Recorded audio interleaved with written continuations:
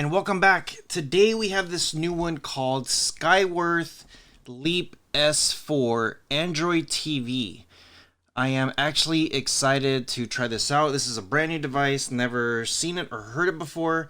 But yeah, if you guys are new to the channel, consider subscribing, and if you're a returning subscriber, welcome back. Try to get you guys here all the latest and greatest stuff. If you guys are interested in this one, in the description below, I will leave a link, or shoot me an email, rohasentertainment@gmail.com. I have a few of these left that I'm going to be hooking you guys up with a good deal. So what do you get with this device? So according to this, it says it's got the OK Google built in, Chromecast, Ultra HD 4K. It's got a quad-core CPU, dual band internet, dual band Wi-Fi. And on the box, it even reads Dolby Vision Atmos. So, yeah, very curious to see how this one works. So, okay, let's go ahead and open it up and see what's inside. We're going to take a look at the specs and everything.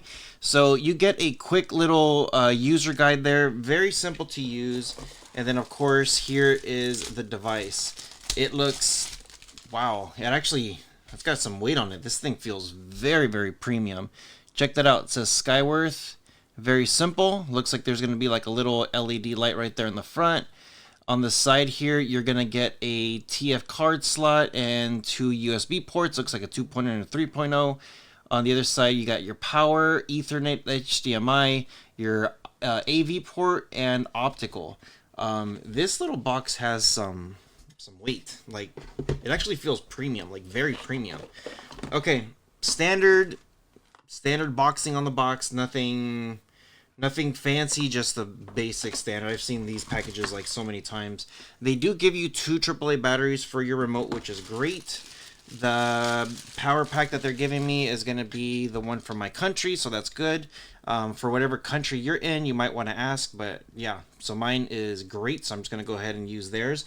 You do have an HDMI cable. I'm going to be using my 4K Audio Quest cable. You guys already know that's a very, very high-end cable. And then, of course, we have the Google remote here, which is actually pretty interesting. There's the Google remote right there.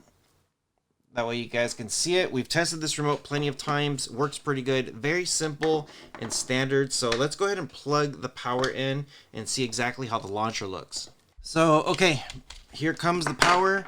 I just wanted to say, too, the cable on this thing is actually plenty long. You have a good little distance there.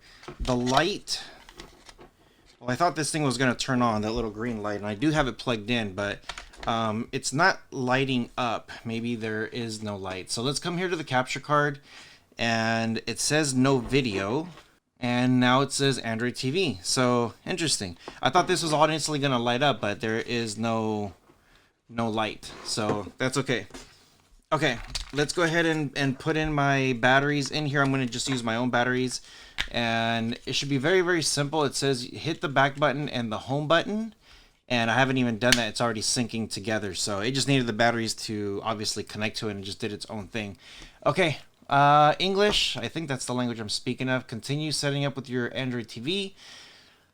With your phone, I'm going to hit skip for now. I don't know if it's going to force me to do it, and then select your Wi-Fi. Okay, so here we go. It says get the most out of Google. It's going to force me to sign in here, so no matter what, I'm going to have to do it. So I'm going and grabbing my phone, and the best thing to do with this is just follow the on-screen instructions here. So here it's going to say log into your account, and then you should be good. So I'm going to go ahead and do that now. Okay, once you go through the on-screen instructions, you're going to get some policy stuff here. Just hit accept and hit accept. Just go through all the steps and make sure you accept everything. That way everything works properly. The thing with the location, it just kind of gets everything connected to your home networks and stuff. So if you have like Alexa, stuff like that, it kind of knows where everything is turned on. So just keep that in mind. I'm just going to go ahead and pass on some of the Google Assistant stuff. We're going to know some of this stuff's already going to work. Here you got some apps that you're already going to be able to get. Of course, I'm going to definitely want IDA64. I'm going to go ahead and turn some of these off because I don't really care for them. And I don't really want to like wait forever for everything to install. So I'm going to pick a few and then I'm just gonna go ahead and hit continue. So from here, the device has already started to download. So it just says, okay, this is what we're doing. This is what the app said it's doing. This is with your this, and this is with your that. Just keep hitting next until it's done.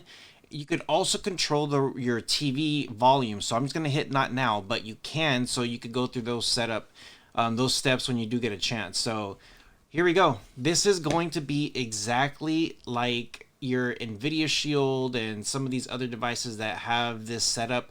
For me personally, I like this window. When it first comes through, you have to wait.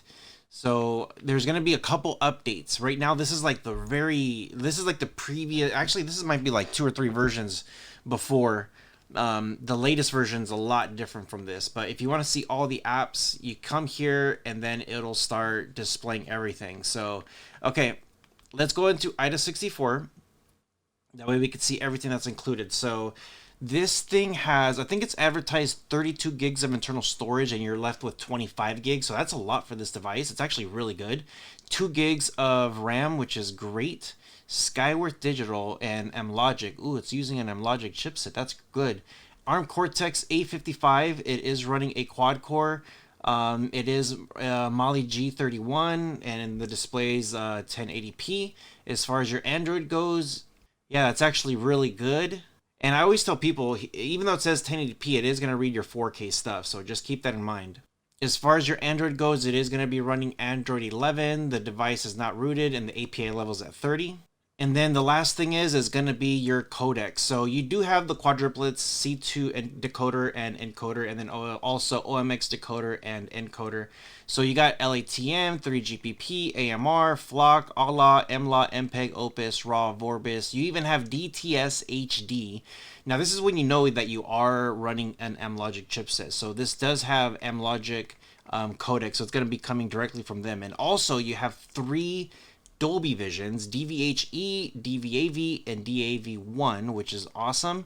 And all the awesome decoders here: HEVC, X-Motion, MPEG-2, MP4V, VP8, VP9, H263, 264, AVC, 3GPP, HEVC. Yeah, you have everything here that you're gonna want to have, that you're gonna want to have. Yeah, so pretty good. Let me know what you guys think in the comment section below. I try not to make this video too long. In the next video, I'm going to show you guys some more of this stuff, how to keep it updated and stuff like that, so that way you have the latest and greatest. Let me know what you guys think. With all that being said, you guys take care of each other, and I'll see you guys in the next one.